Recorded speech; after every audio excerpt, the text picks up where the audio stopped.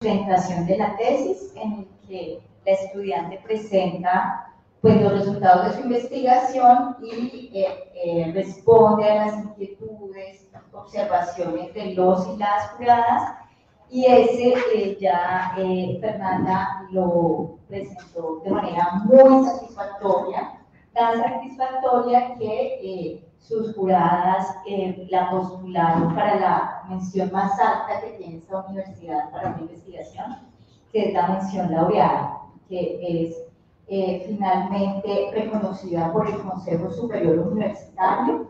Estamos a la espera que el proceso se pueda cumplir y que Fernanda pueda obtener su distinción. Nos da una gran alegría porque sabemos que hacer un doctorado en Colombia no es nada fácil. Tenemos muchas fuerzas que hacen que nuestra atención, nuestros recursos, nuestra vida esté en otro lugar. Y con gran satisfacción ya vamos por la quinta tesis sustentada este semestre en el programa, y eso nos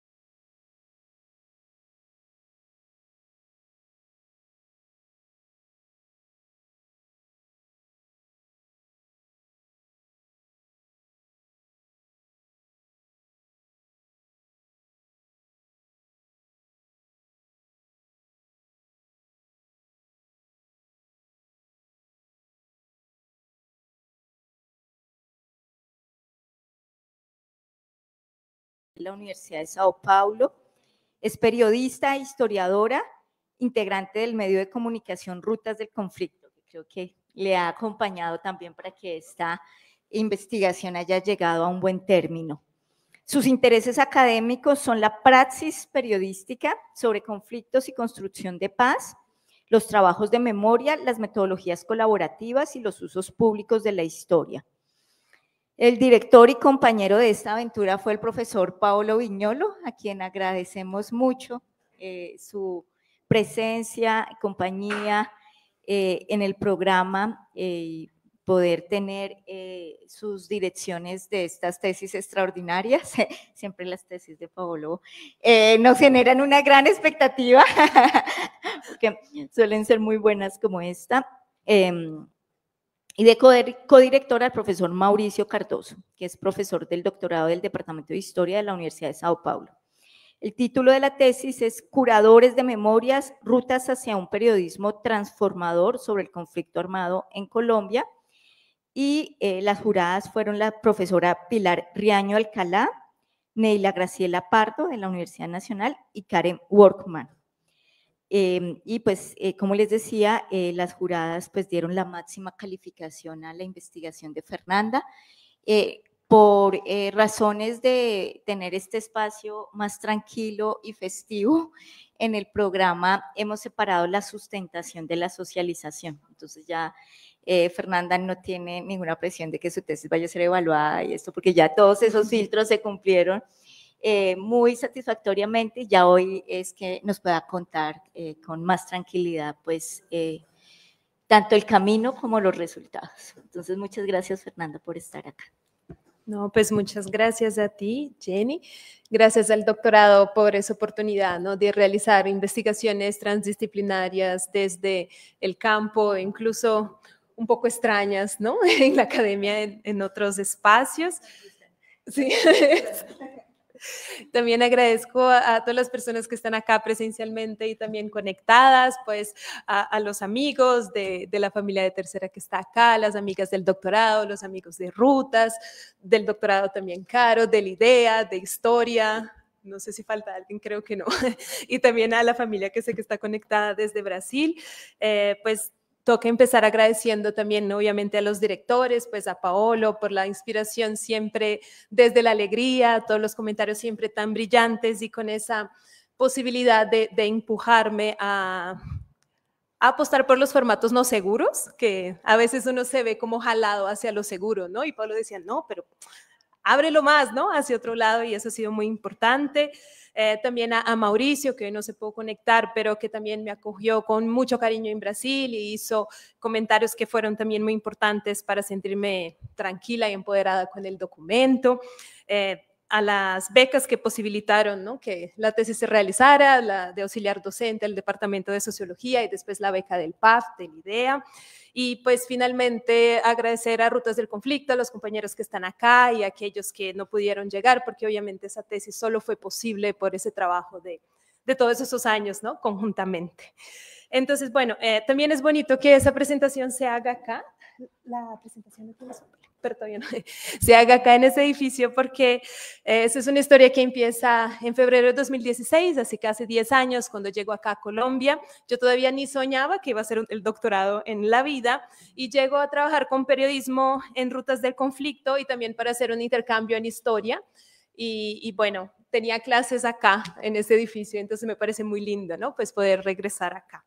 Ay, me olvidé de saludar también a Camilo del grupo de análisis del discurso, y Aleja, gracias por estar. Estabas escondido. Bueno, entonces, ahora sí, puedes, por favor. La próxima. Espera, me acerco más fácil que pase la diapositiva yo misma. Perfecto. Entonces, pues primero, pues hablando un poquito de Rutas del Conflicto, Rutas es un medio de comunicación digital que tuvo su primera publicación en 2014, fue una base de datos con 750 masacres, en un momento en que esos datos no estaban todavía recopilados por el Centro Nacional de Memoria Histórica, es decir, no había un número oficial de esas masacres, y Rutas, por medio de la investigación, construye esa base de datos, ¿no? Pero enseguida sigue pues el trabajo, eso primero desde el periodismo de bases de datos y después un pasito más hacia la coproducción desde los testimonios. Entonces el proyecto Yo Sobreviví nace con la recopilación de más de 40 testimonios de sobrevivientes de masacres que son publicados en primera persona, ¿no? Entonces primero esa visualización desde los datos y después ya pues desde las historias de esas personas que estuvieron de acuerdo en compartirla con Rutas del Conflicto. Y un pasito más hacia esa coproducción, que yo voy a hablar un poquito de eso, el proyecto de mi municipio, que está dentro de esos proyectos que en Rutas se llaman informalmente de proyectos de memoria, son talleres de periodismo que se han dictado en diferentes pues, municipios del país, en 3 diferentes municipios del país traspasados por el conflicto armado, para que los jóvenes de esas zonas, de esas regiones, escribieran sus propias historias con base en esos lineamientos periodísticos, ¿no? Pero Rutas también hace investigaciones a profundidad, como por ejemplo estas, y entre los temas que ha trabajado el medio están desaparición forzada, historia del conflicto armado y su relación con el despojo de tierras, la firma del acuerdo de paz y el proceso de reincorporación, conflictos ambientales, líderes y lideresas sociales desde sus luchas, pero también desde las amenazas que han sufrido, y también desde los procesos de construcción de paz. Gracias. Entonces, según la página del medio, pues como pueden ver, ese es como un pantallazo. El objetivo de Rutas, desde como que la misma formulación, ¿no?, de los periodistas, es contar la historia del conflicto desde la voz de los sobrevivientes, buscando esa convergencia entre formatos análogos, por ejemplo, ¿no?, visualizaciones de datos que se hacen en el espacio público, y formatos digitales en los especiales multimedia, a través de periodismo que construye bases de datos, pero también periodismo a partir de investigación a profundidad, y periodismo ciudadano, que es ese que es una conversación con no periodistas que también pues escriben sus historias, ¿no? Y normalmente cuando uno es periodista, uno aprende que debe buscar las historias, ¿no? Estar atenta a las fuentes, a lo que está oliendo ahí para investigar y todo. Pero cuando llegué acá, oliendo en el sentido del faro periodístico, ¿no? Pero cuando llegué acá a Colombia, pues yo sentía que no tenía que buscar las historias. Las historias estaban en todos los lugares, ellas estaban ahí como que gritando para que yo las escuchara, y me llamaban mucho la atención, me hacían de alguna forma sentir responsable por contarlas, porque Rutas del Conflicto pues me abría esa posibilidad, ¿no? Yo sentía en esas historias un poder transformador, pero que yo no podía explicar. Yo no sabía por qué sentía ese poder transformador, pero impactaba las reglas del periodismo que yo conocía hasta entonces, habiendo trabajado en medios de comunicación tradicionales como periódicos y agencia de noticias, ¿no? Entonces, la tesis parte de esa urgencia existencial, como bien llamó Paolo en el proceso. ¿Cuál es ese potencial transformador del periodismo que trabaja memorias del conflicto en Colombia, o de forma más específica, ¿no? Cómo el periodismo que trabaja esas memorias sobre el conflicto transforma la práctica del oficio y las relaciones entre los periodistas, las historias, las fuentes y las audiencias. Y para responder esa pregunta, me enfoco en la experiencia en el medio Rutas del Conflicto, que tuve desde 2016, el medio empezó antes, en 2014 se publicó, desde 2012 estaban trabajando, pero desde que yo llego en 2016 y 2023. Y eso pues claramente no es una investigación de la que me pueda considerar distante, sino que todo el contrario, sino que abre esa posibilidad para hacer conocimiento situado, ¿no? Ese conocimiento que es vinculado a mi subjetividad y totalmente mediado por mi presencia.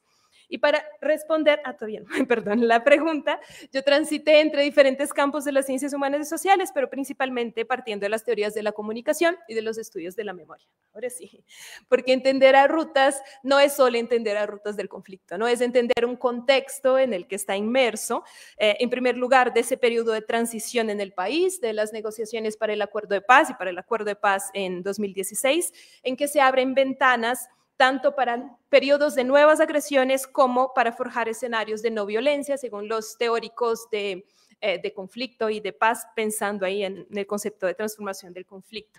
Pero también el medio nace en un periodo que es la década, llamado la década de la memoria en Colombia, del boom de la memoria, desde 2005, cuando hay la Ley de Justicia y Paz y cuando el deber de memoria pasa a ser un deber del Estado colombiano, hasta 2015, 10 años después, hay más de 19.000 folios de producción de memoria hechos, sin contar con los expedientes judiciales, y pues si uno considera lo más reciente, la Comisión de la Verdad, más de miles y miles y miles de páginas sobre memoria en Colombia. Entonces es un periodo también de tensión entre esas memorias que se están construyendo. Pero también es un periodo de periodismo del siglo XXI, donde los medios de comunicación comerciales masivos pasan por una crisis, que es una crisis económica, pero que también es una crisis de credibilidad, y pues a la vez hay una proliferación de medios en Internet y en redes sociales que impactan la forma tanto de producir como de consumir pues información periodística.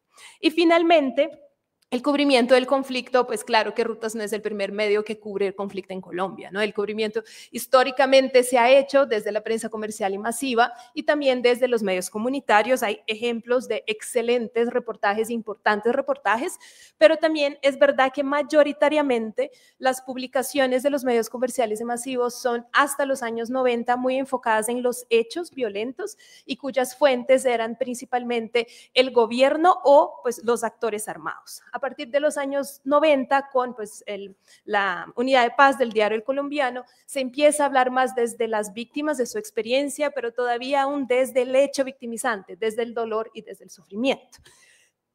Y Rutas, pues Rutas no es, ¿no? Pues, ni un medio comercial y masivo, ni un medio comunitario.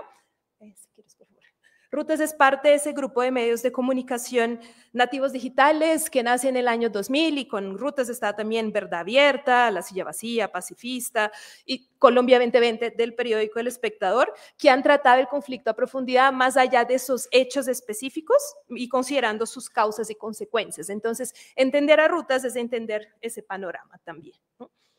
Y pasando para la metodología, pues yo uso esa propuesta del que periodismo puede ser también un método de investigación científica. Entonces la tesis es un reportaje a profundidad que lo que hace es traer como la interpretación y la explicación de la historia que quiero contar a partir de diversas fuentes, pero que también da un paso hacia la conceptualización a partir de la conversación también con referentes teóricos, y por eso también, ¿no? Pues hace ciencia social, porque también pues es un doctorado, entonces la historia tenía que estar en esos, contar la historia tenía que hacer también, ¿no? Como esa parte conceptual. Entonces, y para hacerlo yo usé herramientas del periodismo, entonces en la tesis hay como el color de la crónica, hay visualizaciones de datos en mapas, pero también es importante decir que fue importante el método etnográfico ahí por la observación participante y las entrevistas no directivas, y también herramientas de la investigación acción participativa, porque las entrevistas con los compañeros de rutas, y ustedes después me pueden desmentir, han sido diálogos pues muy bonitos para mí, diálogos que se abrieron mucho para la cosistematización y la coteorización de aquello que se iba a contar. De la investigación emerge el concepto de curadores de memorias, ¿no? Eso porque yo estaba tratando de buscar qué es ese trabajo que hacen los periodistas de rutas con la memoria, ¿no? ¿Qué es esa relación del periodismo con la memoria? Y desde otros autores hay otros conceptos que usan, por ejemplo, Yelin habla de emprendedores de memorias, Guglielmucci habla de activistas de la memoria, pero son cosas que no explicaban bien el trabajo de rutas y tampoco encontraba resonancia, ¿no?, en los compañeros con quien estaba hablando. Entonces emerge de una entrevista con una compañera de rutas, con Pilar, y ella decía, no, pues lo que hacemos es una curaduría de memorias en el sentido de selección de memorias. Y otros autores desde la comunicación, pues periodistas como Pascari, Garibello, ya habían definido el periodismo como una curaduría, es decir, que ayuda a hacer un acto de selección para que las personas, los lectores, puedan entender ahí qué es más o qué es menos importante para leerlo antes, ¿no? Para acceder a ello antes. Sin embargo, a partir de ahí empecé a pensar que curar también significaba otras cosas. Curar no significa solamente seleccionar, ¿no? Entonces, en primer lugar, curar viene de esa raíz del latín que significa cuidar, ¿no? Y el cuidado, pues, ha sido desarrollado desde los estudios de género y de las investigadoras feministas, a partir de esa definición que es un trabajo que hace que la vida sea sostenible, ya que todos estamos en una condición de interdependencia. Pero el cuidado también después es definido también como ética, como teoría y como conocimiento, ¿no? Entonces, pensar el cuidado que está en actividades como escuchar, responder con integridad y respeto, escuchar con atención. El cuidado también desde la teoría es todo lo que hacemos para mantener y reparar nuestro mundo, para que podamos vivir en él lo mejor que podamos, ¿no?, lo mejor posible. Y también está en esas prácticas relacionadas a la preocupación por los otros, es decir, a ser amable, pero también evitar peligros y daños potenciales. Entonces, la idea ahí era pensar, bueno, entonces en la práctica de rutas yo también veía que el curar estaba como cuidado, ¿no? La otra definición de curar es muy acá de Colombia, pero también en Brasil funciona, no sé si en otros lugares, es que el curar acá también es hacer un curado, ¿no? Como el biche curado no es lo mismo que el biche solito, el biche es aguardiente de caña del Pacífico. El queso curado no es lo mismo que el queso antes de estar curado. Entonces, ese proceso que puede ser de fermentación, que puede ser de añadir otros elementos como humo, como sazones, para que ese producto pueda conservarse más en el tiempo, pero que el producto final no es lo mismo que el inicial. Entonces, también veían la práctica del periodismo de rutas del curado que se realizaba, ¿no? Y finalmente, curar también significa sanar. Desde la psicología, pues, y del psicoanálisis, hay diferentes autores que tratan esa relación entre traer recuerdos a la conciencia con un potencial sanador, porque hace que esos recuerdos sean, pues claro, conscientes, ¿no? Traen a la conciencia y ya no quedan reprimidos en el inconsciente, pero en el contexto de los conflictos específicamente, se han considerado las narraciones como una forma de enfrentar los traumas, pero eso no siempre se hace y eso puede tener el efecto contrario también, ¿no? Es decir, revivir una experiencia traumática puede volver a causar dolor, puede profundizar esa herida. Entonces, bueno, ¿cuándo es que compartir las memorias funciona o puede tener un potencial sanador? Desde la literatura y desde una entrevista que realicé también con una profesora, pues Silvia Largacha, pues eso puede funcionar cuando los interlocutores reconocen el dolor y el daño, es decir, escuchan como un acto de reconocimiento de aquel que cuenta. Y también escuchan a la persona más allá de ese hecho victimizante, sino que reconocen toda su historia de vida que va más allá de eso, ¿no? Que ese sujeto pues tiene una historia, tiene un futuro, tiene una vida que va más allá del hecho victimizante. Pero en el caso del periodismo, la profesora Largacha decía, que me pareció muy interesante, que es un ejercicio doble de reconocimiento que genera una restitución simbólica, que es hacer no solo que esa historia sea reconocida por el periodista que la escucha, sino que también pueda llegar a otras personas que la reconozcan y puedan tomar acciones, sea judiciales o sea institucionales en relación a eso. Entonces, ese concepto se desarrolla de forma como transversal en la tesis, y el recorrido que hago por los capítulos, que es el que les invito hoy, es pasar por esas preguntas que son las preguntas básicas del periodismo, ¿no? Yo no sé por qué cuando había hecho el plan de capítulos estaba así, ¿sí? No es que pensé, ay, voy a hacer qué, quiénes, dónde, cuándo, cómo, por qué. No, cuando miré estaba así, y pues puede ser probablemente porque como periodistas yo no sé contar una historia de otra forma, ¿no? Esas categorías ya están muy metidas dentro de la cabeza de uno, pero en este caso sirven también de categorías heurísticas para entender qué es ese trabajo de rutas.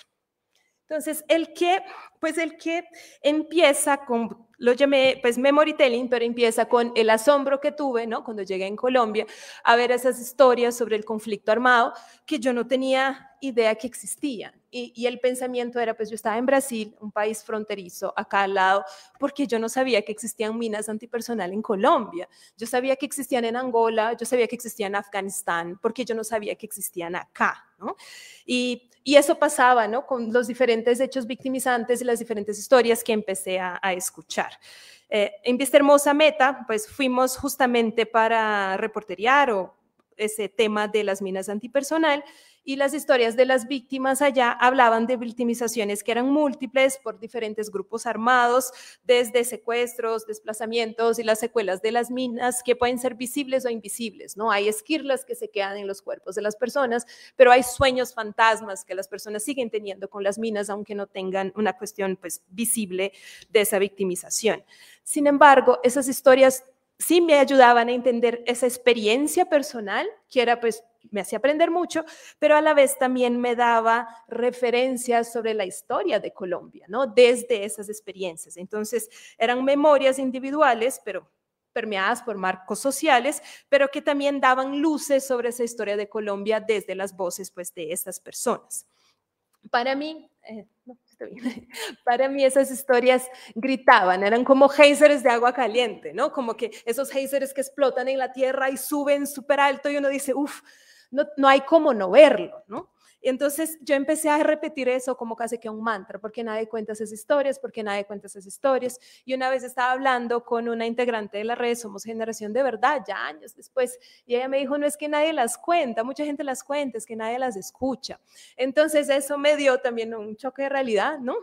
De entender que geysers pues no son algo común en Colombia. En Colombia lo que es común de las aguas volcánicas que se acumulan son las aguas termales, que quedan debajo de la tierra con una normalidad, ¿no? Que están ahí, todos sabemos que están ahí, que pueden ser muy calientes, que puede que uno no logre entrar en ellas, pero que también pueden tener propiedades sanadoras desde que uno se dedique a ir hasta ellas, a buscarlas, ¿no? Entonces, sí, pues las memorias en Colombia no eran geysers, eran aguas termales, y Rutas del Conflicto, como un medio que quiere trabajar memorias, debería pues buscar y buscaba esas aguas termales, ¿no?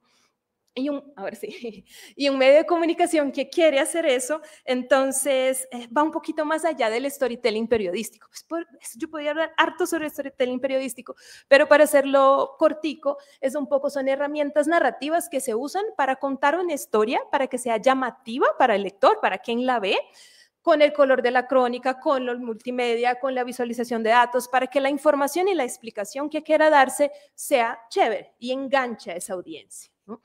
Pero Rutas del Conflicto, como estaba ahí entrando en esas termales de la memoria, la centralidad no era tanto la forma de las historias, la centralidad estaba en las memorias, ¿no? Entonces, por eso lo llamé de memory telling, un contar de memorias que se da en 3 niveles. El primero como un vehículo de la memoria, es decir, que hace esa mediación entre dimensiones individuales y colectivas de memoria, y eso pasa incluso con los medios de comunicación que no se dedican a hacer memoria, acaban siendo un vehículo de esas memorias. La diferencia con Rutas pasa con que tiene esa misión explícita de ser un trabajo de memorias, ya en la definición de Elizabeth Jelin, que es como las memorias no son algo fijo, dado, sino que parten de un quehacer, ¿no? Un quehacer que quiere transformar el mundo social.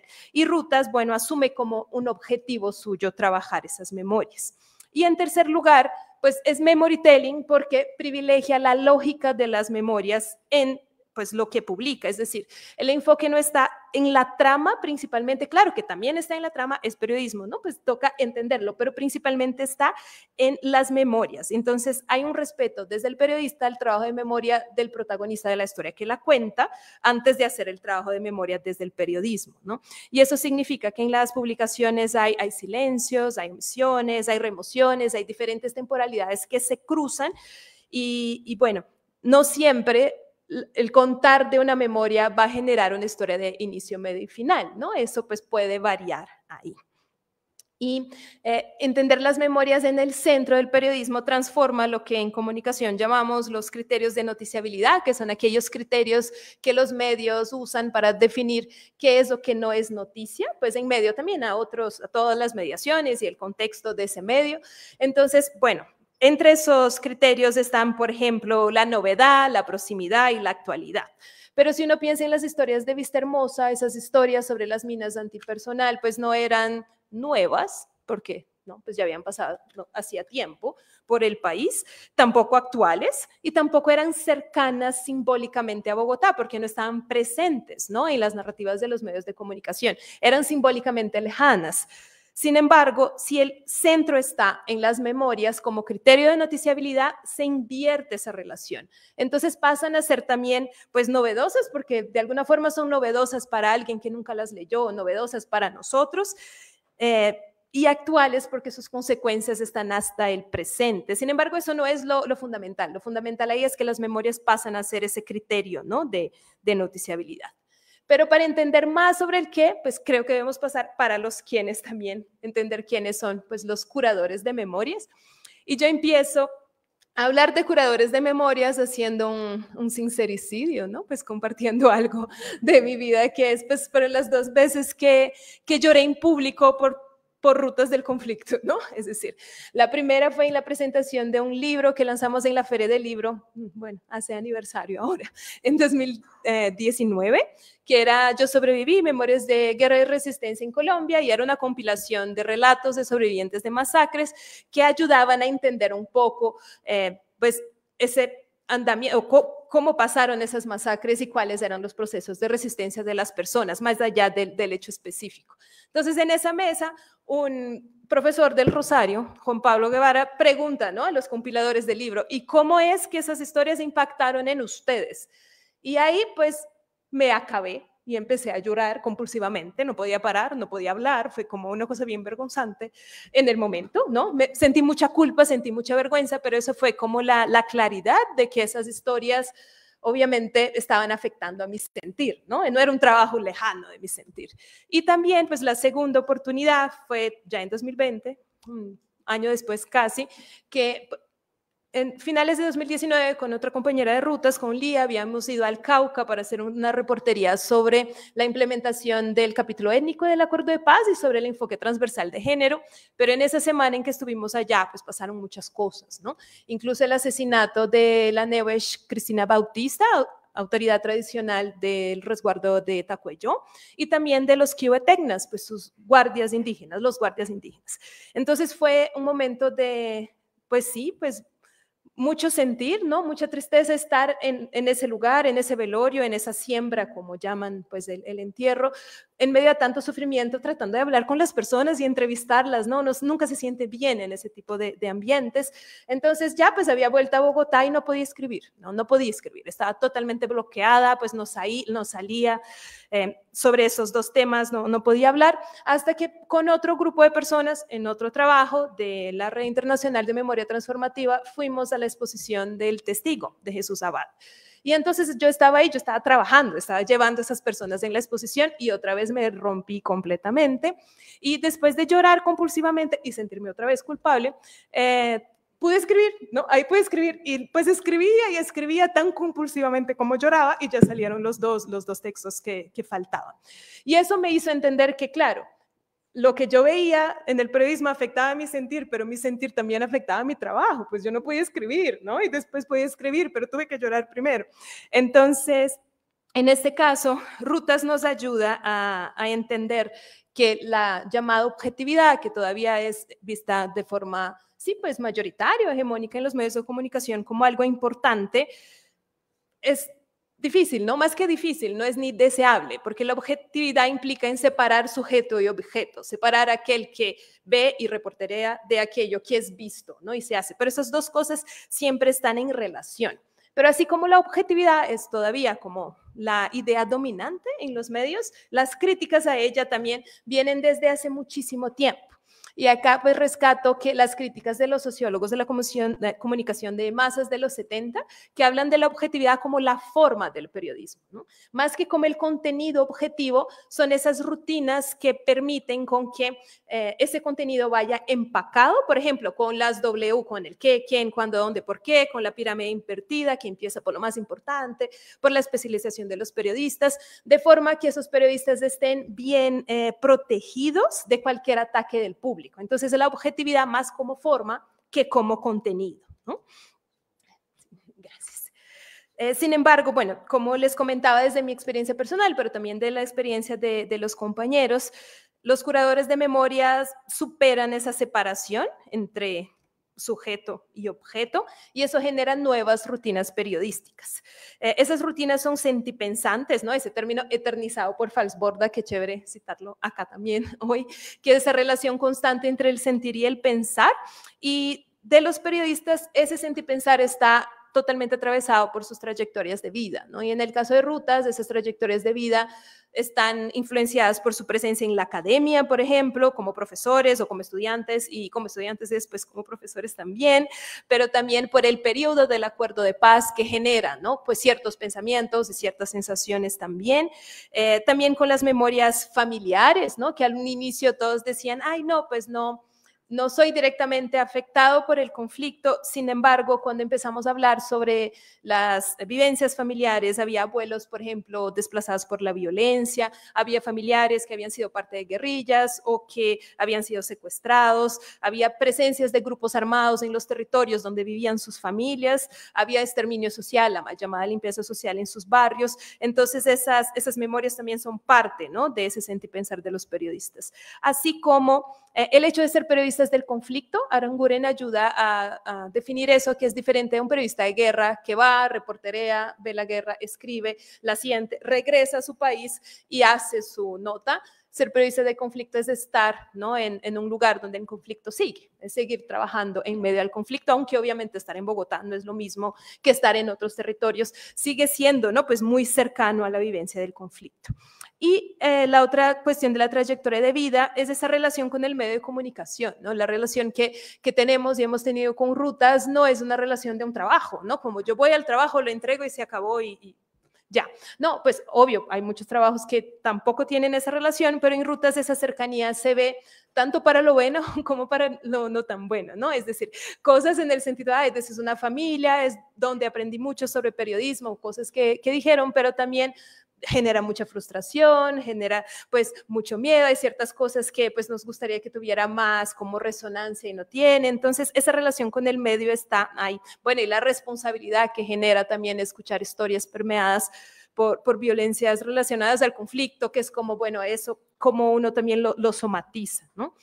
Pero eso dicho solo para mencionar que por eso se desarrollan nuevas rutinas periodísticas que se relacionan con esas rutinas de la forma de la objetividad, pero que son desde decisiones sentipensadas, ¿no? Entonces esas nuevas rutinas implican una mayor cercanía con las fuentes, lo que no significa que seamos amigos cercanos de las fuentes, sin embargo que hay una relación que va mucho más allá del sacar la información de forma rápida para poder escribir una nota. También tienen que ver con dejar la historia reposar antes de escribirla.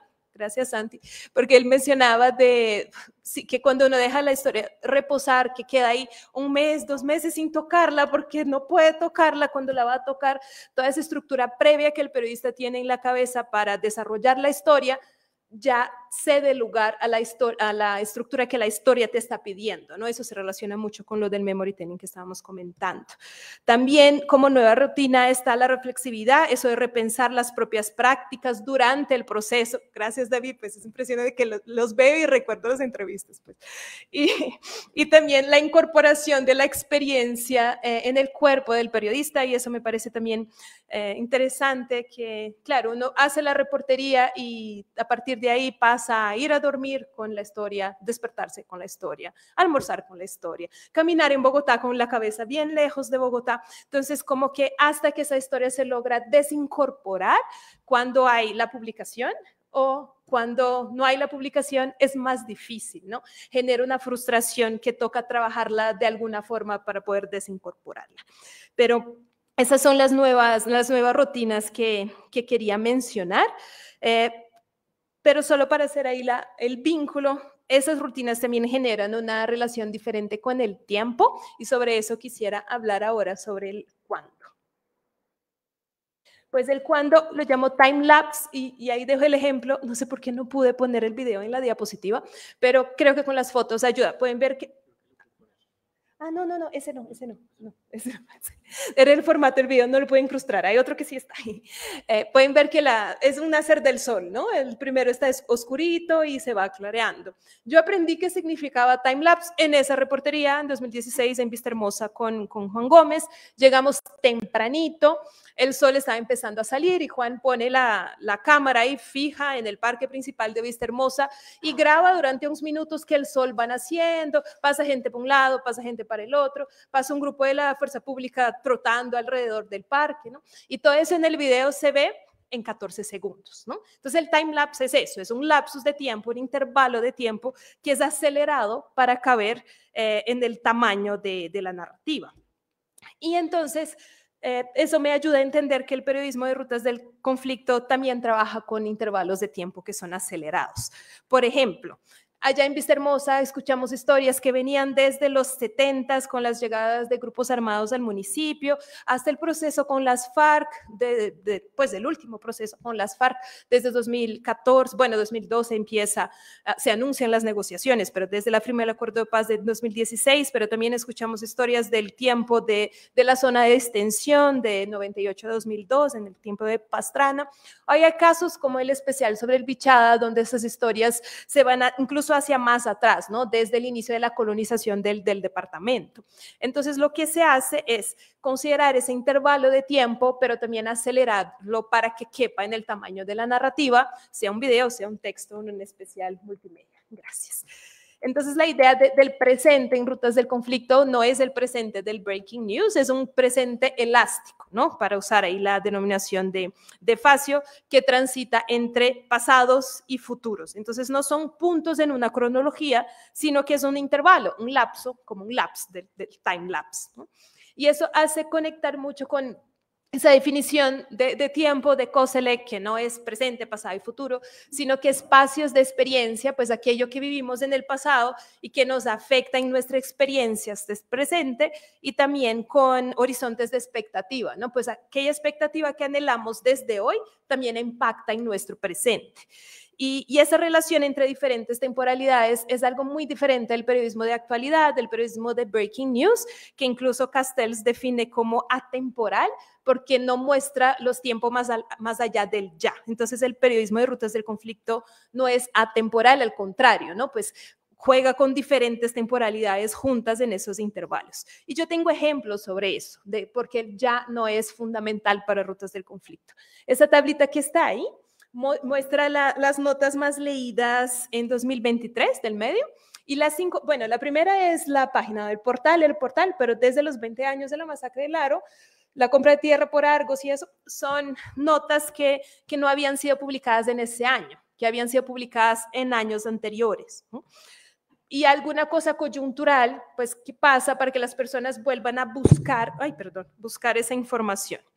Y el otro tema que me hacía entender que el tiempo presente no era lo esencial para rutas es que justamente hasta 2019 era común que algunas publicaciones se hicieran sin la fecha de publicación, ¿no? Y cuando llego a Colombia pienso, ¿cómo así no publican la fecha de publicación? ¿Qué está pasando? Y en conversación con los compañeros, eso era totalmente empírico, ¿no? Del momento, pero eso muestra que el centro de la nota estaba en la fecha del hecho y no en la fecha presente. Es ese espacio de experiencia, ¿no? que se rescata hacia el momento presente. Entonces, las publicaciones de rutas se pueden considerar más cercanas a esas publicaciones, por ejemplo, de enciclopedias o de bibliotecas que quedan ahí para que tú vuelvas a consultar después, ¿no? Más allá de la rapidez del periodismo de actualidad. Y yo quisiera mencionar ahora, creo que sí, pues acá en Colombia, en Latinoamérica en general, la efemeridad del periodismo quedó eternizada en la salsa, ¿no? No piensa en la música de Tite Curé, que canta Héctor Lavoe, el periódico de ayer, ¿no? Tu amor es un periódico de ayer que nadie más procura ya leer. Yo no voy a cantar porque sería terrible. Sensacional cuando salió en la madrugada, al mediodía es noticia confirmada y en la noche materia olvidada. Tu amor es un periódico de ayer. Está tan en la, ¿no? Pues en la sabiduría así, pues de la cultura popular, porque el periódico es el producto más perecedero de la historia, ¿no? No es que el día siguiente no vale, en la noche ya es materia olvidada, ¿no? Como el periódico, yo tuve un profesor en la maestría que cuando él veía periódicos del día anterior, él entraba al salón y decía, ¿qué es lo que huele mal acá? No, eso ya, bótalo, ¿no? Y yo creo que Rutas del Conflicto ayuda a entender que el periodismo no tiene que ya ser materia olvidada en la noche, ¿no? Es decir, con ese curado de temporalidades que hace, lo que hace es un proceso más largo de construcción de las notas. Bueno, puede tardar meses, puede tardar un mes, 2 meses, hay proyectos que tardan un año, pero que al final, cuando se publica, también tienen una fecha de caducidad mucho más amplia, ¿no? De que pues el día específico cuando se publica.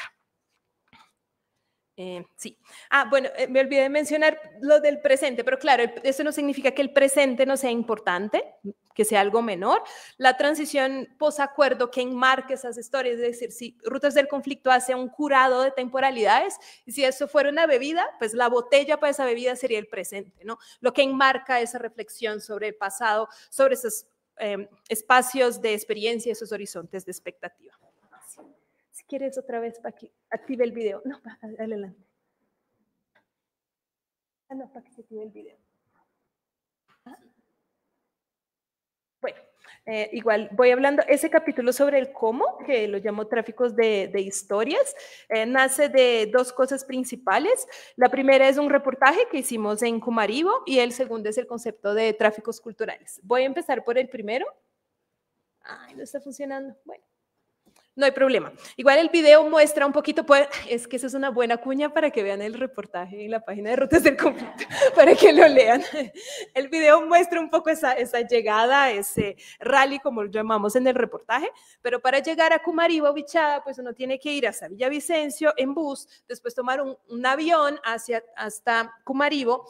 Tomamos un avión esa vez con Juan Gómez, que era un avión de carga, ¿no? Entonces uno va sentado de espalda, carga y personas, de espalda para la pared del avión, con toneladas de carga adelante, llegando a Cumaribo, pues para llegar a Chupave, carretera por trocha, un planchón para cruzar el río Bichada, 6 horas hasta Chupave, y Chupave eso es una inspección de policías, ¿no? Que está en Cumaribo. Cumaribo es el municipio más grande de Colombia, entonces los trayectos son inmensos, ¿no?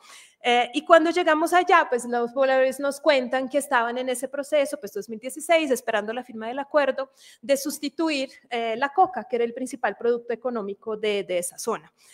Y principalmente por cacao en esa época, pero era muy difícil por muchas cosas y una de ellas era la infraestructura, ¿no? Y por eso pues mostraba ese video, pero yo creo que contándolo ya es suficiente entender que para nosotros llegar allá fue difícil, para sacar cacao de allá pues también era difícil, ¿no? La coca no era difícil sacar porque los traficantes de coca llegaban hasta allá y la compraban en pasta base, ¿no? Y entonces, para que pudiéramos sacar las historias de Chupave, también teníamos que llegar hasta allá, no como traficantes de historia, porque no iban a llegar hasta nosotros de otra forma. Y Todavía no te preocupes. Muchas gracias.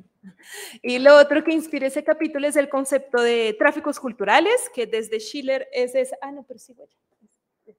que es esa difusión amplia de contenidos estadounidenses para todo el mundo por medio de medios de comunicación después de la Segunda Guerra, pero Estefanía González Vélez, que es también de ese doctorado, ¿no? Pues de esta casa, lo conceptualiza un poco en el sentido contrario, el tráfico cultural como una práctica no institucionalizada que se realiza por actores que no son hegemónicos a partir de su estudio de organizaciones periféricas pues, musicales, tanto en Brasil como acá en Colombia. Y Rutas del Conflicto, bueno, ¿por qué Traffic Historias entonces? Traficamos historias porque sin ser parte del circuito de la prensa masiva y comercial, hemos desarrollado nuevos caminos de producción y de comercialización, no, de circulación de esas historias, porque no comercializamos historias, eso no se vende desde la página de Rutas, ¿no? Y esos caminos implican llegar más lejos, llegar hasta Chupave, por ejemplo, hasta lo hiperlocal y luego llevarlo hasta el Internet de una perspectiva global.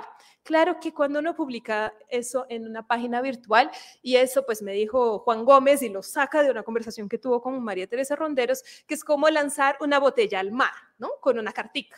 En ese caso es lanzar una botella al mar con una cartica en español. A ver quién la puede leer, quién la encuentra del otro lado. No hay como un gran control sobre quién la puede encontrar y quién puede leer ese contenido. Sin embargo, Rutas también ha apostado por circulación en otros formatos, ¿no? Diferentes. Hemos hecho clases a la calle, hemos hecho foros, recurridos a pie, hablando del conflicto, obras de stand-up journalism en teatros en el que se cuenta como que la investigación, pero también el tras de cámaras de la investigación, y también se ha entregado el contenido de Rutas a las organizaciones del sistema de justicia transicional, a la Comisión de la Verdad, a la JEP, a la Unidad de Búsquedas. Y el tráfico de historias exige algunas cosas, tiene algunas características, ¿no? Una de ellas es la coproducción con no periodistas, ¿no? Con los sobrevivientes, con las personas allá de Chupave que nos contaron su historia y que además nos compartieron sus archivos, tenían una reseña histórica de Chupave ya hecha, ¿no? Que nos compartieron, pero también con los lugares, ¿no? Y eso es interesante. Allá en el Bichada, todas las imágenes que yo hacía estaban vueltas hacia arriba. El encuadramiento era hacia el cielo, hacia el sol. Yo no sé si pues extrañaba mucho el sol estando acá en Bogotá, pero me llama la atención. Y las imágenes de Juan eran todas hacia el piso, porque la tierra naranja para él era algo diferente, porque acá en los Andes es diferente, la tierra es más negra, ¿no? Pues más oscura. Y para mí la tierra naranja era pues normal. Entonces, como el ambiente de alguna forma también estaba contando esas historias que estábamos allá para reporterear, ¿no? El otro ejemplo, bueno, también entre esos actores no humanos que cuentan las historias, también están los equipos. Álvaro me contaba también en la entrevista que cuando estaban haciendo el especial de Ríos de Vida y Muerte, para entender que el río Cauca tenía un remolino y eso impactaba en la pérdida de los cuerpos que eran lanzados allá, pues eso se dio porque tenía un dron que permitía ver ese remolino como una licuadora. Sin el dron no se vería eso. Entonces el equipo también es parte, el equipo tecnológico de esa construcción, ¿no? También es un actor que cuenta la historia. Pero la coproducción causa malentendidos, que exige traducciones. ¿Qué tipo de malentendidos? Cuando estaba en el Bichada, pues me preguntó, o el conductor del jeep donde estábamos, ¿tú eres Fernanda por Fernandinho? ¿Saben quién es Fernandinho? Es un narcotraficante brasileño, conocido como el Pablo Escobar brasileño, que llegaba allá. Él llegaba a Cumaribo en avionetas, ¿no? Llevando armas, se llevaba drogas, pasta base según la narración de las personas, jugaba fútbol con la gente. Entonces, como esa idea del referente en Brasil, pues Fernandinho, ¿no? Lo otro es que por un voz a voz pensaban que yo era Salud Hernández. ¿Por qué? Porque sí. Sí, porque llamé, tenía acento, dije que era periodista extranjera, Salud Hernández, entonces me preguntaron si yo era Salud Hernández, nos reímos con Juan diciendo que yo era Salud, él era Hernández, pero eso es como un malentendido, ¿no? Que claro, en la conversación pues ya vieron que no, que era de un medio independiente y todo, que era diferente, pero algunas de esos malentendidos impactaban la historia. Yo pregunté a un líder sicuani, por ejemplo, ¿el conflicto te afectó? ¿Te afectó la vida? Él me dijo, no, pero pasó algo acá, sí, vino la guerrilla y trajo la coca, vinieron los paramilitares, una vez se escondieron en mi casa, ay, qué miedo que pasara el ejército, ahí viene el ejército y reclutó a unos menores de edad de forma forzada, y yo, ¿no te afectó la vida? No, mi vida es la misma. Entonces, la idea de afectar para mí y para él era completamente diferente, ¿no? Y eso no era porque no teníamos ninguno el español como primera lengua, era justamente porque teníamos mundos de significados diferentes. Entonces, el tráfico de historias exige una traducción entre mundos de significados, pero también trae límites. Y entre esos límites están aquellos de tiempo y financieros, ¿no? Que estando en el Bichada no pudimos reporterear algo sobre bonos de carbono en Selva Matavén porque no había tiempo para llegar allá, ni plata. Tampoco pudimos publicar algo sobre despojo de tierras y acumulación de baldíos porque no nos dio tiempo terminar de reportearlo hasta el momento que tocaba entregar el texto. Entonces hay límites. El otro límite tiene que ver con las amenazas a la seguridad de los periodistas y de las fuentes, y acá pues cuento ese ejemplo de cuando el ejército pues perfila 17 de los periodistas de Rutas del Conflicto y nos considera como sospechosos de estar vinculados a una disidencia de las FARC después de que colegas haciendo reportería les pide pues información, ¿no? Entonces en ciertos casos no hay posibilidad de diálogo, pues hay bloqueos que impiden que esas historias se trafiquen. Pero para cerrar esa parte, el tráfico de historias ayuda a entender que el proceso comunicativo no es lineal, ¿no? No es como emisor, mensaje, receptor, sino que se da por medio de una serie de intercambios, y en este caso el tráfico de historias también es lo que elabora la historia, es lo que hace el memory telling y a la vez hace los periodistas como traficantes de historias. Y el resultado de eso se publica. ¿Dónde se publica? Pues en la página de Rutas del Conflicto. Pero no solo en la página. El lugar de publicación de esas historias es más amplio. Lo llamo un dispositivo curatorial porque incluye pues un conjunto de elementos heterogéneos, ¿no? Está la página de rutas, está la base de datos como repositorio de información, están los mapas, los textos, los videos, los audios, las búsquedas en Google, porque la búsqueda en Google es el primer elemento que lleva gente a la página de Rutas del Conflicto, ¿no? No es que las personas entren a Rutas del Conflicto a buscar cosas, sino que entran a Google, ¿no? Y ahí lleva a rutas. Entonces, ese dispositivo es un conjunto de elementos heterogéneos, pero que trabajan conjuntamente para que Rutas pueda existir. Pero ese dispositivo tiene la fragilidad de los archivos digitales, ¿no? Si uno no paga el servidor, se cae. La información queda sin acceso para nadie, ¿no? Si, por ejemplo, ahora estamos en un Drupal antiguo, toca actualizar o migrar para un nuevo gestor de contenidos, si eso no se hace en el momento oportuno, puede que toda esa información que haya, pues no es que se pierda, sino se queda sin poder ser accesada. Es como pensar en esos disquetes, ¿no? Que trabajamos con ellos todo el tiempo, grabamos ahí programas de radio y pues ahora uno lee eso ¿cómo? ¿No? Pues no lee porque no tiene cómo. Entonces, como el archivo digital también tiene sus fragilidades, ¿no? Y ese dispositivo tiene una característica que es especial, que se establece a la vez como un archivo, como un repositorio, que es denominado como prótesis de memoria por Nora, pero también es un lugar de memoria viva porque trata de dialogar con la audiencia con cada publicación, trata de rememorar los hechos y publicaciones. Entonces, a la vez es las dos cosas, ¿no? Es un repositorio y es un lugar de rememoración y que trata de hacer esa memoria viva, lo que para Nora sería pues una contradicción, ¿no? Y finalmente, Rutas se ha especializado mucho en la visualización de datos en mapas, sin embargo, esa relación con la cartografía va un poquito más allá, es más compleja que eso, porque todas las notas, todos los artículos están mostrando las huellas, están mostrando el paso del conflicto armado y sus cicatrices, ¿no? Por Colombia. Entonces, con eso, Rutas del Conflicto lo que hace es diseñar mapas que son trabajos de memoria y por eso lo llamo cartomemografía, pero que también tienen un carácter que es performativo, ¿no? Por medio de ese mapa, de esa cartomemografía, se elabora colombias que se muestran a los lectores con la información que se visibiliza, pero también con los silencios que eso implica. Pero finalmente, volviendo a la pregunta del inicio, ¿por qué hacemos lo que hacemos, no? Pues ¿por qué Rutas hace lo que hace? Y esa foto tomada en Puerto Saldaña, pues por Carol Sánchez, muestra un pueblo entre el abandono, las ruinas del desplazamiento y también las construcciones de la reocupación del regreso que están del otro lado, ¿no? Y pues para mí también muestra una sociedad en que hay emociones, sensaciones encontradas y opuestas en un periodo de posacuerdo, porque hay zozobra, pero también hay esperanza. Y creo que La Puerta muestra una posibilidad de diálogo entre las dos cosas, ¿no?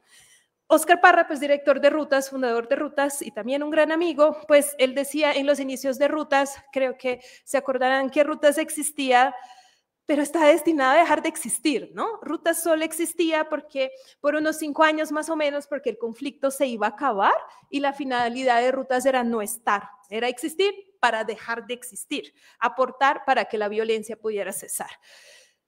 Y los periodistas también han vinculado el trabajo de Rutas a esa transformación, ¿no? Han dicho que, por ejemplo, se puede cambiar la perspectiva, así sea a un lector o ayudar en el caso de una persona documentando su caso o aportando evidencias para las autoridades. Y también decían que uno llega al medio porque quiere contribuir a la construcción de paz y a esclarecer los hechos.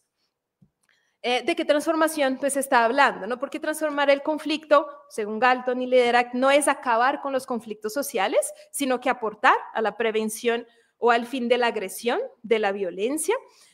Pero también, claro que Rutas no puede anhelar ser un factor de transformación inmediata del conflicto, sino que un actor, ¿no? Que es parte de un momento y que aporta al reconocimiento de los problemas con el objetivo de sentar unas bases para una transformación que se puede dar en el proceso largo y no inmediatamente.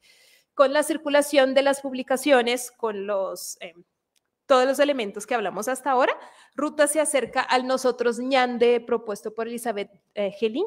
El ñande viene del guaraní, es el nosotros con el otro, ¿no? El nosotros con aquellos que no son solo los nosotros de dentro de la comunidad.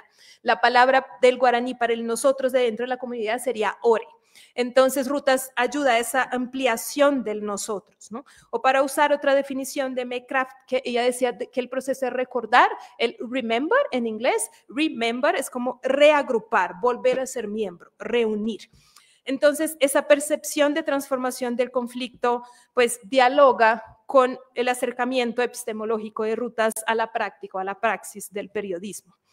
Un potencial transformador, gracias, hacia la construcción de paz que parte de la práctica de un periodismo que se transforma a sí mismo cuando desafía las reglas del oficio para ser un curador de memoria en las 4 acepciones del verbo curar: seleccionar, cuidar, hacer un curado y sanar. Entonces, la curaduría empieza con la selección de las memorias, desde cómo se obtiene la información, el diseño, las decisiones éticas, decisiones editoriales, las posibilidades de financiación en convocatorias y por el sentipensar de esa red de actores que hablábamos que participa en esa coproducción.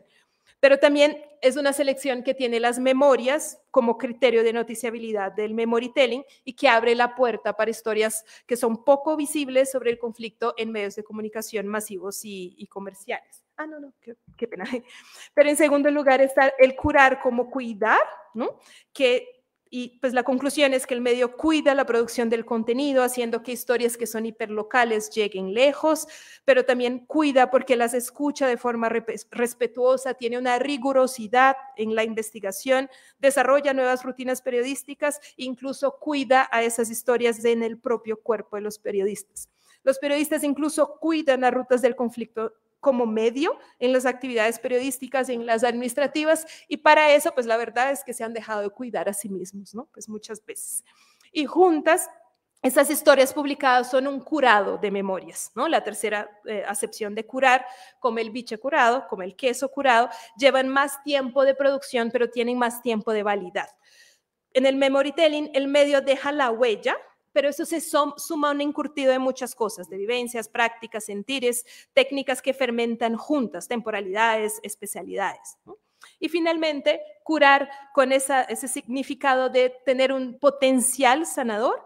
Rutas cuenta porque quiere sanar silencios, quiere sanar la falta de reconocimiento de cada historia de los sobrevivientes, quiere sanar ciertas dinámicas nocivas de la producción de contenido periodístico, quiere cicatrizar esa unión entre sujeto y objeto.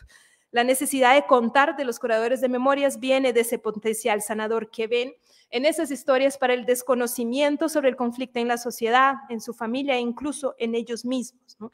Y es un potencial que se da a partir de una ampliación del acceso a memorias no hegemónicas, una ampliación al nosotros. y transformándose a sí mismo, ese periodismo que es curador de memorias abre las puertas para un devenir transformador que va más allá del periodismo. Muchas gracias.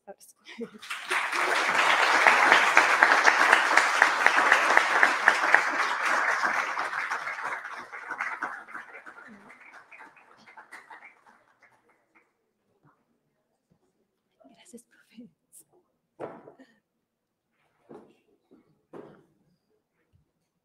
Muchas gracias, Fernanda, por tu presentación que nos motiva a ir a leer con detalle el trabajo que ya se puede consultar en el repositorio institucional de la universidad.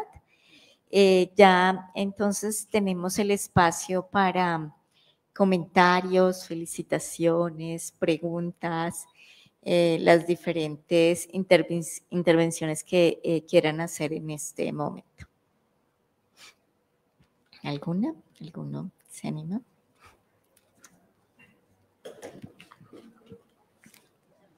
Es que como estamos transmitiendo.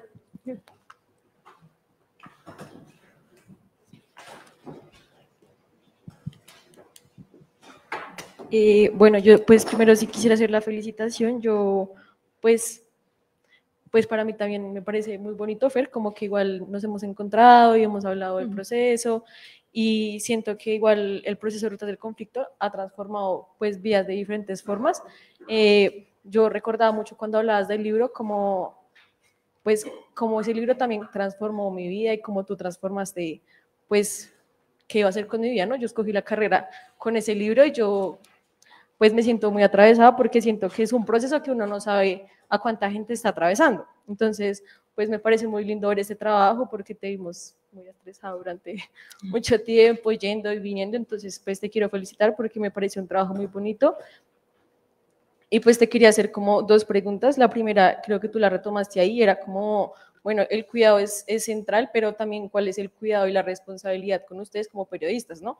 Como que yo pienso desde mi disciplina de psicología, como que se ha tratado como de hablar mucho del cuidado hacia nosotros, las personas que estuvieron haciendo lo de la Comisión de la Verdad también en un punto empezaron a hablar de la importancia del cuidado, pues porque igual son cosas violentas y estamos todos atravesados por esto. Entonces, pues me gustaría también, ¿qué pensaste tú alrededor del cuidado de ustedes? También como una responsabilidad hacia eso que usted dice, ¿no? Como esto afecta a mi trabajo, pues también cuál es mi cuidado para que el trabajo se esté dando pues en forma correcta, pues que cumpla los objetivos.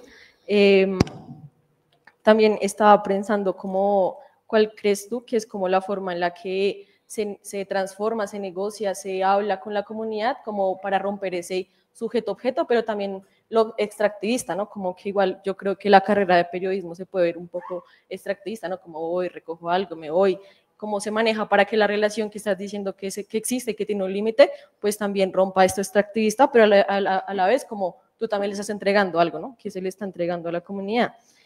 Bueno, esta es un poquito más así como, ¿cuál crees que es tu papel o cómo crees que se transforma tu periodismo no siendo de acá, ¿no? Como que yo pienso como, bueno, nosotros todos, bueno, la mayoría crecimos viendo esto, nuestros papás todos los días hablaban de esto en otras casas, pero entonces tú llegas y tú dices como, claro, esto es transformador, había minas antipersona, ¿cómo crees que eso pasa ahí? Y ya la última que había pensado era como, también cómo es transformador otras narrativas, ¿no? Como que igual la Comisión de la Verdad habla de, son muchas verdades, pero entonces eso, como que se llega a un espacio en el que también es importante lo que ellos dicen, pero no tanto porque se esté triangulando, sino porque se está tomando esto como una realidad. Entonces, no sé también qué piensas como eso, como una forma de aportar paz en un país en el que siempre han sido dos bandos y solo se habla de dos cosas, y solo, esa es la verdad. Poquitas cosas. No, muchas gracias, Anita. Sí, sí, sí.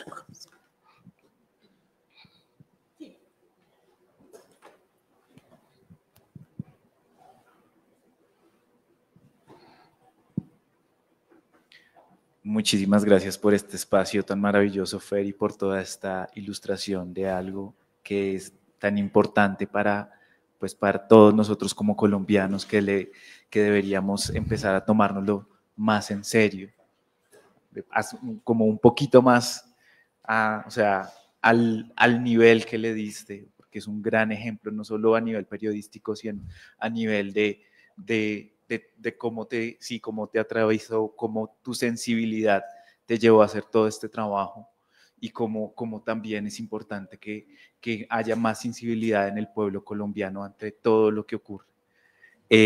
Quería hacerte una pregunta y es, cuando te rompiste, esa culpa de la que hablas, ¿es culpa de qué?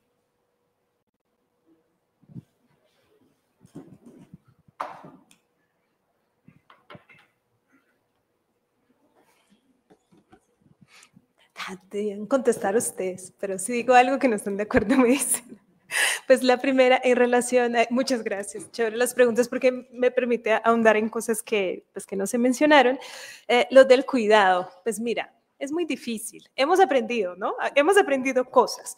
Yo creo que, me acuerdo mucho de la entrevista con Nikki incluso, ¿no? Que hablamos que durante el proceso de reportería pues pasan cosas, ¿no? Y cuando ellos estaban haciendo cómo nos quitan la tierra, que es un documental, una serie documental, la que era la mentora, la líder del trabajo, Yamile Salinas, pues fallece, ¿no? Y eso, claro, para todo el equipo es algo muy duro, es algo muy fuerte que afecta muchísimo el trabajo. Y hemos hablado también con Alejas, me acuerdo mucho de esa entrevista también, bueno, ese amor-odio que uno tiene con Rutas a veces, ¿no? Que es algo como si fuera, tengo que publicar esa historia, no importa cómo esté yo o cómo estén los compañeros, pero yo creo que hemos colectivamente aprendido.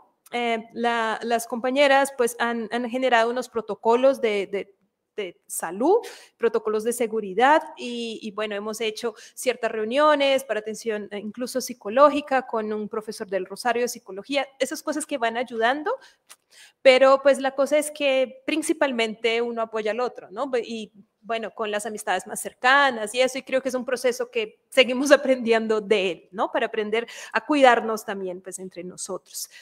Sobre lo de no ser extractivista, pues mira, el periodismo tampoco tiene el alcance, ¿no? Por ejemplo, hay muchas personas que se acercan diciendo, yo quisiera recibir mi restitución por parte del Estado. No podemos garantizar eso. ¿Qué es lo importante y esencial? Que las cosas estén bien conversadas. Es decir, ¿cuál es el interés de la persona? ¿Cuál es mi interés? ¿Sí? ¿Por qué quiero publicar eso? Porque me parece una historia importante que me ayuda a explicar la historia de Colombia y ayuda a que más personas la conozcan. ¿La persona tiene interés en que su historia sea visible? Sí, bueno, hay un acuerdo. Si no, yo creo que desde Rutas hemos siempre pensado que si la persona no quiere contar su historia, pues no la cuenta, ¿sí? Eso es más que válido, es la decisión es de la persona.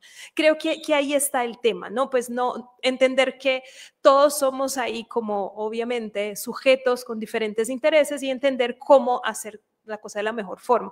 Ahora, en Yo Sobreviví, pues la publicación del libro ha sido de cierta forma una devolución para las personas que dieron su testimonio y mi municipio, la publicación también es una devolución, pero pues a veces es la publicación del reportaje que la persona lo puede usar, por ejemplo, si tiene un proceso judicial para anexarlo, ¿no? Pero tampoco, pues es entender eso, ¿no? ¿Dónde se encuentran los intereses? ¿Qué más? El hecho de no ser de acá. No, yo creo que pues yo he aprendido demasiado en estos años, pues Colombia me abrió la posibilidad de hacer periodismo independiente, de trabajar con derechos humanos, entonces yo creo que de alguna forma me permitió estar en una frontera en la que era permitido no saber, ¿sí? Era permitido ser totalmente ignorante sobre las cosas y aprender desde lo que estaba viendo y desde lo que estaba escuchando. A lo mejor para quien está siempre, pues quien creció en Colombia no tiene esa licencia poética de no saber las cosas y se siente más presionado para saberlas, pues yo creo que eso fue importante también y no, pues gracias a ustedes, gracias a Rutas por abrir esa puerta, pues increíble para aprender tanto. ¿Y qué era lo otro? Las diferentes narrativas que hay. Pues la disputa por las narrativas y por las memorias es algo tan importante y tan presente y tan tensionante. Claro que es importante que todas las narrativas puedan salir, que todas las personas puedan hablar, pero también es importante más pues en épocas de las redes sociales tan amplias o incluso de la inteligencia artificial, que hay un proceso también de chequeo de las cosas que salen, ¿no? Entonces es eso, claro, las voces deben ser escuchadas, pero también es importante entender cuáles las consecuencias de cada una de las cosas que se están diciendo, ¿no?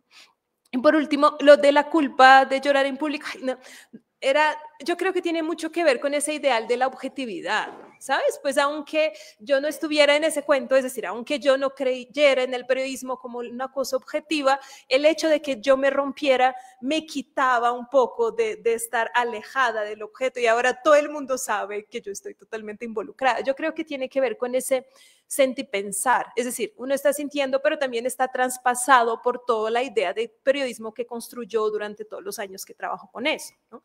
Entonces creo que tiene que ver con eso. No es el hecho sencillamente de llorar en público, sino que es el hecho de que en un ambiente profesional sentirme menos profesional y sentirme expuesta, ¿no?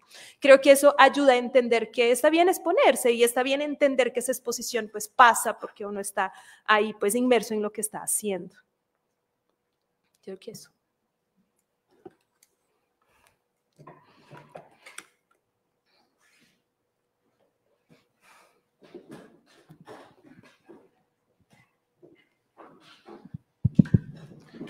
Bueno, Fernanda, muy especial, muy conmovedor llegar a culminar ese proceso de manera tan bella.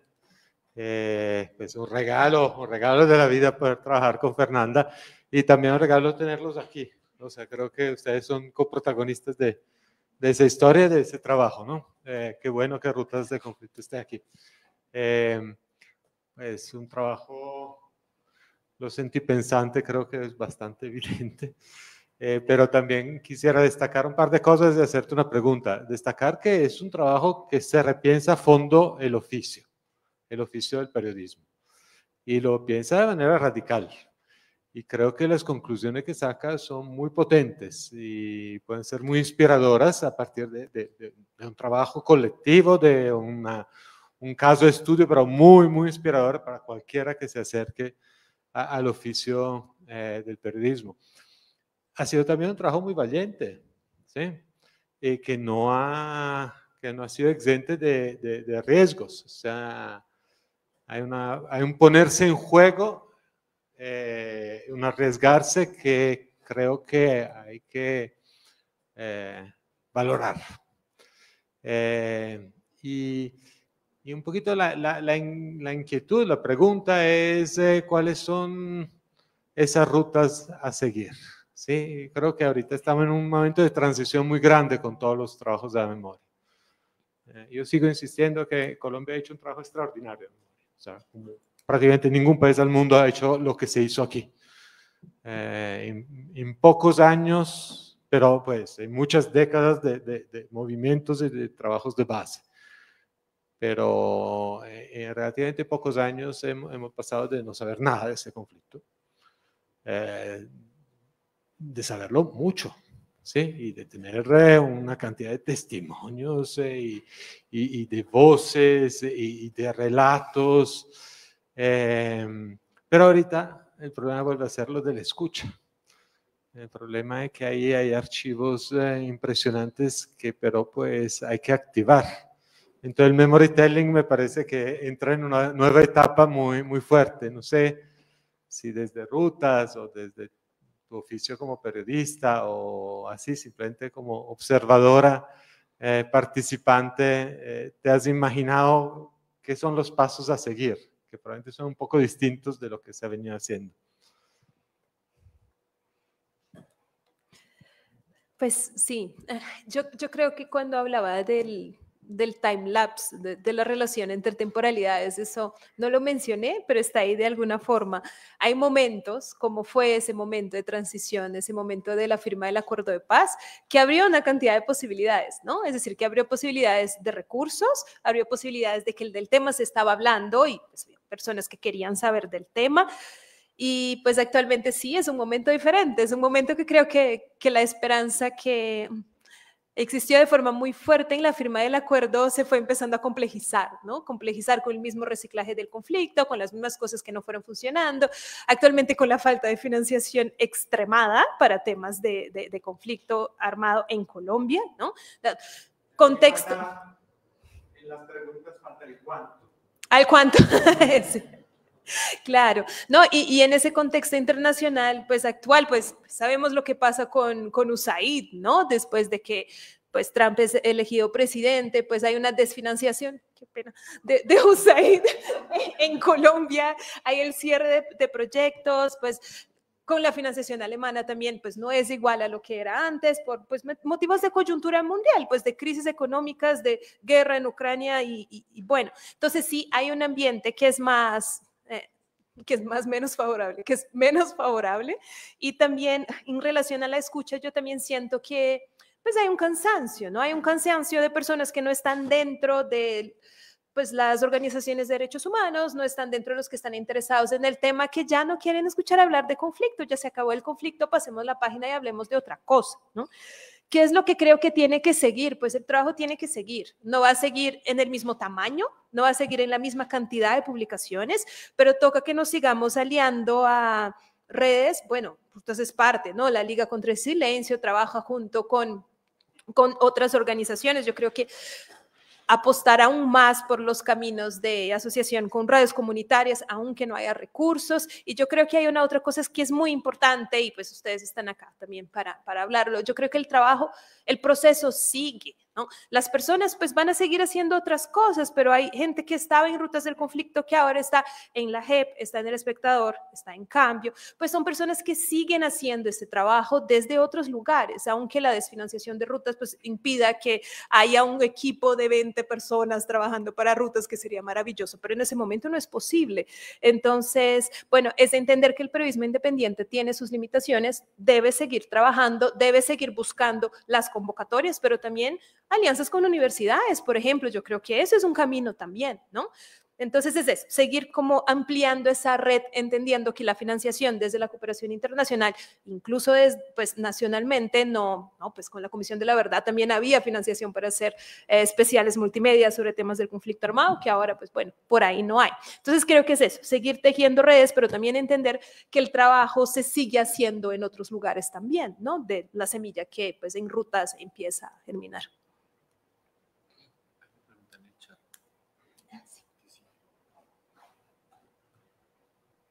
Lo voy a leer.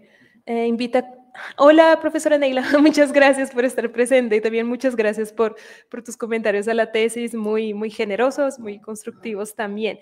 Entonces pregunta la profesora Neila, ¿cómo en las rutas y los espacios conducen o reconducen a la paz? ¿Cómo entiendo yo estas trayectorias? Pues sí, yo creo que tiene que ver un poco con esa idea de, pues, final, ¿no? De la conclusión del porqué de Rutas, pues el porqué de Rutas es aportar a una transición que busca un futuro no violento. Ahora, hacer periodismo no va a garantizar que no haya conflicto, que no haya guerra, ¿sí? Eso no es así. Sin embargo, es una acción que ayuda en primer lugar, entender los hechos del pasado, pues, y del presente, entender las posibilidades o lo que se envisiona, ¿no? De lo que puede pasar, consecuencias para el futuro. También ayuda a reconocer esas historias que son importantes ser reconocidas, pues, más ampliamente, en ese sentido de disminuir un poquito el desconocimiento sobre el conflicto, es decir, el conocimiento y el reconocimiento, el esclarecimiento son importantes, ¿no? Como sociedad, para que se construyan bases de una sociedad que pueda ser menos violenta, pero pues también tiene sus limitaciones. Yo creo que es eso, como Rutas es parte de un movimiento que es grande de acciones de paz en Colombia, que viene de los movimientos de víctimas hace harto, del movimiento de mujeres, del movimiento social, del movimiento indígena. Pues Rutas es un mediador de historias, ¿no? Y es un mediador que está amplificando voces que son fuertísimas en ciertos lugares, pero que no están en otros, y la idea es poder hacer ese puente para que esas acciones de paz se puedan conocer de forma más amplia, y creo que es ahí, ¿no? Donde aporta para la transformación del conflicto. Y es claro, estas cosas también pueden ser cíclicas en relación a la coyuntura económica y política, pero son cosas que se van sembrando, y ojalá pues después se puedan retomar también, ¿no? Desde alguien que piensa, bueno, la masacre de Daro hace 25 años, ¿qué pasó? Voy a buscar en Google, aparece la nota de Rutas y sigue pues tejiendo esa ampliación del nosotros, ¿no? Yo tengo dos comentarios. El primero es felicitar a Fer. Yo creo que es muy emocionante. Yo empecé el doctorado con Fernanda, luego me cambió otro doctorado, pero es muy emocionante cuando uno ve a las compañeras y a las amigas terminar el proceso después de haber estado en las primeras clases donde estábamos compartiendo las primeras ideas. Yo creo que es maravilloso y me siento afortunada de poder estar acá. Y lo segundo, yo quiero resaltar más como desde mi rol de profe de metodología en pregrado y en algunas maestrías también es lo metodológico y lo epistemológico de esta tesis. Yo siento que a veces es muy difícil concretar las posturas del lugar situado, del posicionamiento situado y de la autorreflexividad y la reflexividad en la investigación. Y yo siento que tu investigación nos muestra un camino y nos da ejemplos de cómo ese tipo de cosas se concretan realmente en la investigación.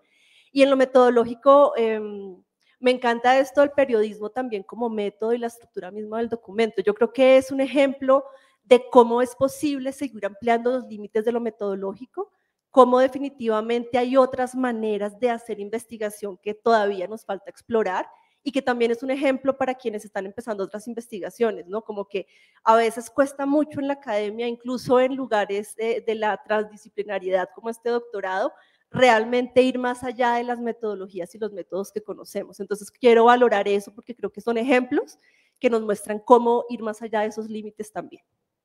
Muchas gracias, Julie. Santi.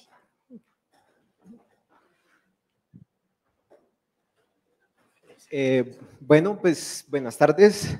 Digamos, yo también quisiera hacer un par de comentarios más que preguntas. Primero que todo, felicitar a Fer, que nosotros creo que vivimos con ella muchos momentos de la tesis, pues estuvimos en las entrevistas y pues digamos, yo creo que los que somos periodistas sabemos que uno como que nunca se sienta a pensar en lo que hace, como que uno va haciendo, todos los días pasa algo nuevo, hay noticias, digamos que en Ruta se maneja un ritmo distinto, pero igual como que uno va siempre sobre la noticia, sobre lo que está pasando, y como que este espacio con Fer de poder sentarse a pensar, a tal vez incluso muchas veces agrupar cosas que uno hablaba en otros espacios, que uno salía a trabajar tan estresado que se tomaba una pola y hacía un comentario, pero poderlo agrupar en una entrevista, creo que también fue sanador para el equipo, o pues con los que he podido hablar, fue sanador, fue como poder expresar muchas cosas, desde cosas buenas hasta frustraciones, hasta encantos y desencantos con el periodismo, y pues digamos, no sé, creo que también metodológicamente siempre nos sentimos muy cercanos a la tesis, digamos como que Fer siempre estuvo ahí como diciéndonos, en esto va, en esto no va, la presentación que nos hizo antes, pues no sé, como que todo fue muy chévere y fue un trabajo muy extenso, que en serio, pues digamos, creo que nos alegra desde Rutas que haya sido también bien visto desde la universidad y que pues que en serio fue un trabajo muy largo. Yo no sé cómo hiciste para hacer tantas entrevistas y procesar tanta información, pero pues nada, felicitarte y muy gran trabajo. Yo meto la cucharada para decir un poco cosas similares, porque siento como que nosotros como periodistas, pues en Rutas del Conflicto y también en otros medios, uno pues como dice Santi, uno siempre está dándole para adelante, no cada día trae su afán y pues uno el del día de ayer ya dejó de pensar. Entonces como que siento que muchas de esas experiencias eran muy comunes y compartidas entre muchas personas del equipo, pero como por la forma en la que trabajábamos en Rutas éramos, una investigación la hacían 2 o 3 personas máximo, pues también por plata y todo ese tema, por viajar y eso. Entonces como que nunca había mucho espacio para poner en común ese tipo de situaciones o de cosas que nosotros habíamos vivido en la reportería, y esta tesis fue esa oportunidad. Como que el hecho de que nos sentaras a cada uno y nos hicieras unas preguntas que nos hicieran a nosotros como volver a pensar en las cosas que habíamos vivido, a reinterpretarlas a la luz de lo que habíamos vivido después de mucho tiempo, después de lo que vivimos, ¿no? Y de cosas a las que quizás no les pusimos atención en ese momento y empezaron a salir de nuevo en esta conversación, me parece que fue pues no solamente un regalo para ti, sino también para nosotros como parte del equipo, también fue una forma de cohesionarnos aún más como equipo. Y también como para mí, por lo menos personalmente, me quitó un poco, yo compartía mucho la culpa que tú tenías, por ejemplo. Esta pregunta que hiciste sobre qué, culpa de qué, ¿no? Porque uno cuando es periodista, uno sí, como que la forma en la que se le educa es como que tú tienes que ser una persona lejana, como externa, ¿no? Como que tú tienes que ser un observador imparcial, en que vienes y comentas lo que ves, pero lo que ves tiene que no tocarte a ti, ¿no? Entonces el hecho de que todos estábamos en ese momento cuando estabas en la Feria del Libro presentando el libro, y recordábamos como ese momento que pues para nosotros fue también muy conmovedor, pero el hecho de que lo hayas utilizado para convertirlo en esto me parece pues también súper hermoso. Pero además como que a mí me hizo un poco más ligera esa carga porque yo también sentía que yo como periodista estaba siendo demasiado atravesado por las historias que contaba, ¿no? O que digamos que yo estaba sintiéndolas demasiado personal y entonces a veces sentía como que tenía que dejarlas a un lado, descansar de ellas para poder luego volverlas a analizar con los ojos de periodista y volver de ahí a sacar lo que sí es importante de lo que no es importante, que eso a veces tiene que ser una decisión que es un poco cruel, ¿no? Como con las fuentes, como esto que estás diciendo muy bonito y todo, pero no me sirve para contar la historia. Y eso a veces son unas cosas, unas decisiones que uno tiene que tomar narrativamente, pero que a uno como persona le pesan, ¿no? Entonces como que, y después ahora que, digamos, yo ya no hago parte de Rutas del Conflicto, pues del equipo periodístico, porque trabajo en un medio más grande, pero me he dado cuenta de que justamente en el medio periodístico el hecho de que yo sea una persona que siente, digamos, de forma tan cercana las historias de las personas, también hace que se sienta como que el trabajo de esos periodistas o el mío, por ejemplo, tiende a ser visto como menos valioso porque está más atravesado por la emoción, ¿sí? Y entonces como que me parece que y justamente esta tesis cuestiona eso, de que el hecho de que tú seas un periodista y una persona que siente cosas no te quita la validez para hablar de ellas, incluso a veces te da más. Entonces, pues me parece que a mí eso es lo que me deja esta tesis y me parece pues además muy chévere de poder saberlo, digamos como tener un libro que dice pues que no estoy loco. No, pues muchas gracias, pues ustedes saben y ya les he dicho pues a los compas de Rutas que tengo una deuda muy grande con ustedes que nunca seré posible, nunca me permitieran pues pagar, no me será posible en esta vida, les puedo invitar a pizza 1000 veces, pero es en el sentido que, claro, la tesis es una coproducción total con ustedes, ¿no? Una coautorización, una cosistematización, pues claro que si hay algo ahí que está escrito en la tesis que pues están de acuerdo y que está poco riguroso y eso obviamente asumo toda la responsabilidad porque después uní todas esas visiones en la tesis, pero las ideas son nuestras al final, entonces les agradezco pues muchísimo y me alegro mucho saber que ese proceso para ustedes también ha sido chévere, ¿no? Pues a lo mejor ahorramos una plata con psicología hablando sobre periodismo pues entre nosotros. Y lo de la metodología que decía Julie, pues muchas gracias por tu comentario. Yo creo que es importante, pero también es difícil, porque yo creo que en gran parte del proceso yo estaba tratando de encajar lo que estaba haciendo en la metodología que estaba escrita, ¿no? Entonces estaba tratando de que es etnografía, entonces es IAP. Y estaba entre las dos cosas, nadando entre una cosa y otra, porque claro, hay herramientas de la etnografía y hay herramientas de la IAP, pero tardé en entender y fue con ayuda que lo entendí, de que claro, lo que yo estaba haciendo era periodismo y eso me soltó para poder escribir. Porque hasta entonces no sabía por dónde. Si es contar una historia, bueno, yo sé contar una historia, entonces como que eso fue súper emergente también, ¿no? Súper emergente lo que estaba haciendo, tratando de entender cómo organizar metodológicamente eso. Entonces, qué bueno que funcionó. Podía haber sido un desastre, es que podía haber sido un desastre completo, pero qué bueno que funcionó, aún siendo un camino pues poco seguro. Pues. Sí. Total. Creo que el reto está en justamente poder escribir de manera real cómo la viviste y no mantenerte a forzar toda la investigación o una idea preliminar. Creo que es lo valioso además de mostrar. Gracias. No me podía quedar por fuera. Habla mi corazón de mamá. Es para mí un motivo de mucha alegría estar acá.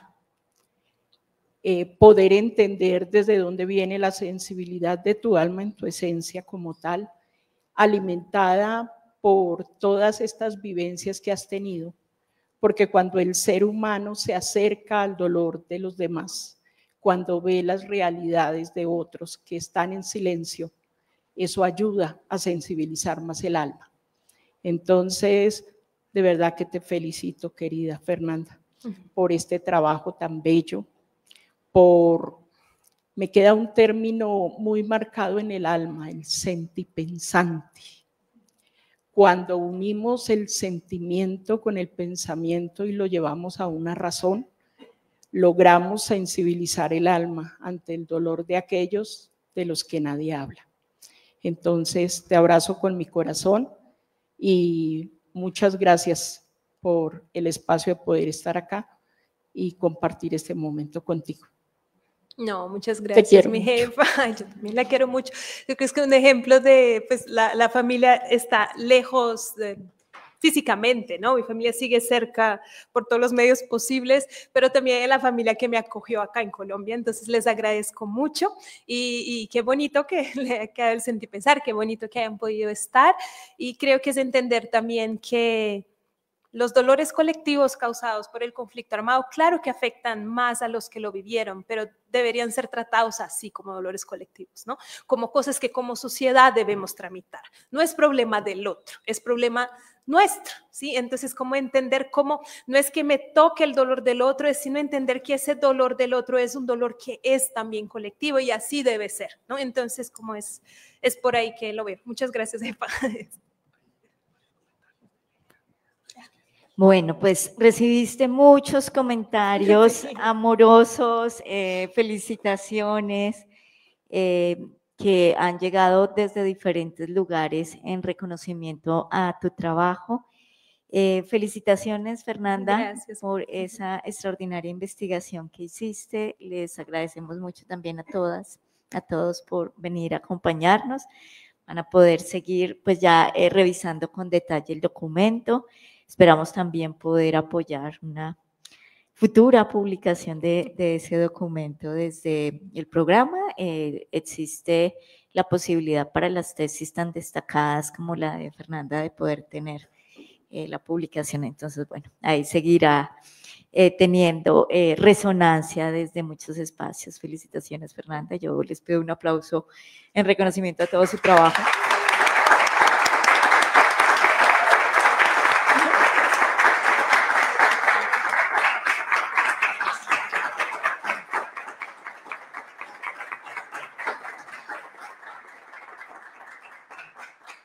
Mañana la facultad tiene el lanzamiento de la colección Falsborda para quienes siguen resonando con el sentipensar. A las 4 de la tarde en la Feria del Libro, la nueva edición de Historia Doble de la Costa y otros textos inéditos. Entonces también súper invitados a las actividades y bueno, esperamos encontrarnos en una próxima con otros trabajos que también nos sigan inspirando. Gracias, Fernanda. Gracias. Gracias a quienes se conectaron.